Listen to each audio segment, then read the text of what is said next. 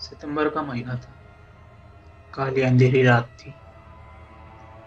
धीरे धीरे से हवा की ठंडी लहरें आ रही थी। आकाश में बिजली भी चमक रही। महेंद्र चाचा अपने घर से दूर अपने खेतों में खाट पे सोए हुए। उनका खेत गांव के तालाब के पास था। बारिश के कारण पूरा तालाब भर गया था और खेत में घास भी ज्यादा हो गई थी। उसके कारण अंधेरे में ये सब ज्यादा डरावना लग रहा था। उस तालाब के किनारे आम के 6-7 बड़े बड़े पेड़ थे। आम के पेड़ की डालियां में आवाज भी काफी डरावनी लगती थी। अचानक खेत में बंधी हुई भैंसों ने चिल्लाना शुरू कर दिया। महेंद्र चाचा को पता नहीं चल रहा था कि आखिर ये भैंसें ऐसे क्यों कर रही हैं। उन्हें लगा कि शायद ठंडी के कारण ये भैंसें ऐसे कर रही हैं।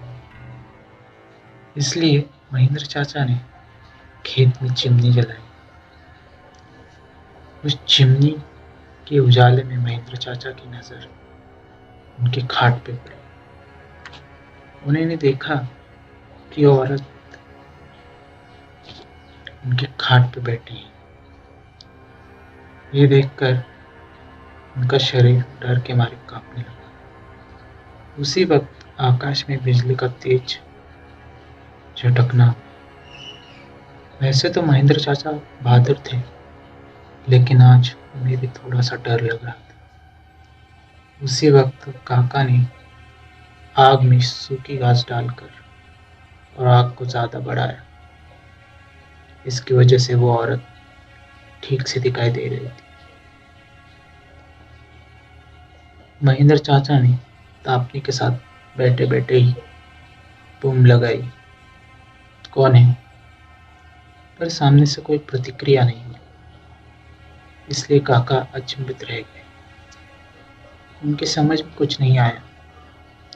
काका खड़े हो गए।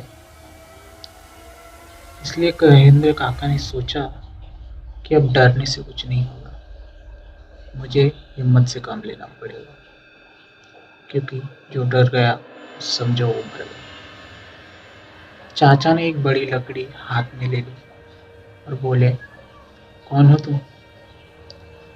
तुम्हें क्या लगता है कि मैं तुमसे डर गया हूँ?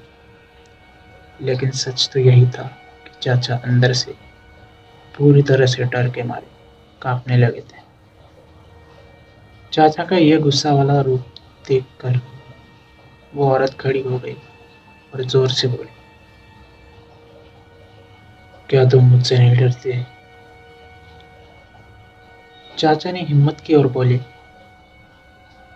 यहाँ से चली जाओ, वरना यह लाठी से मार मार के तेरा सर फोड़ दूंगा।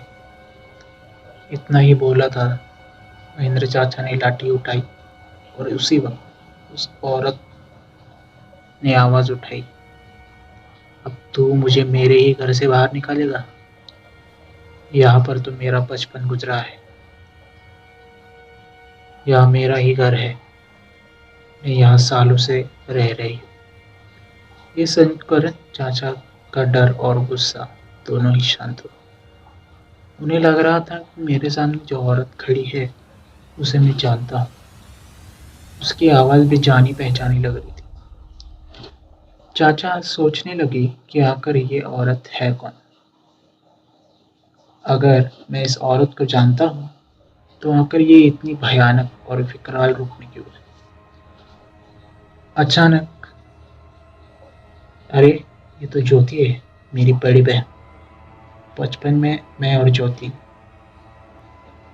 साथ में ही खेत के चार काटने का काम करते थे। अब महेंद्र चाचा ने पूरी बात समझ में आ गई। ये ज्योति की बचपन की बात है, जब ज्योति 14 साल की थी। तब इसी खेत में गांव के कुछ बच्चों के साथ खेल रही थी। दूसरे बच्चों की तरह ज्योति भी पेड़ पर चढ़कर एक डाली से दूसरी डाल पर छलांग लगा रही थी। अचानक जिस डाल पर बैठी थी वो डाल टूट गई और ज्योति मुंह के बल नीचे गिर गई। ये देखकर सारे बच्चे डर के मारे चिल्लाने लगे। बच्चों के चिल्लाने की आवाज़ सुनकर बड़े लोग वहां पहुंचे और ज्योति को उठा के अस्पताल ले गए। लेकिन तब तक काफी देर हो चुकी थी। ज्योति की मौत हो गई थी। महेंद्र चाचा को ये सारी बातें याद आ गई और वो सीधा ज्योति के पास जाके रोने लगे। जब ये बात गाँव वालों को पता चली तो सारे गाँव वाले चौंक उठे। वास्तव में वो ज्योति ही थी। गांव के एक बड़े बुजुर्ग ने कहा कि जब तक ज्योति की मौत हुई थी तब वो एक बच्ची थी, इसलिए उसे बालक समझ के उसे दफनाया गया था। लेकिन वास्तव में उसका अंतिम संस्कार करने की जरूरत है, इसलिए ज्योति की आत्मा अक्सर भटक रही है।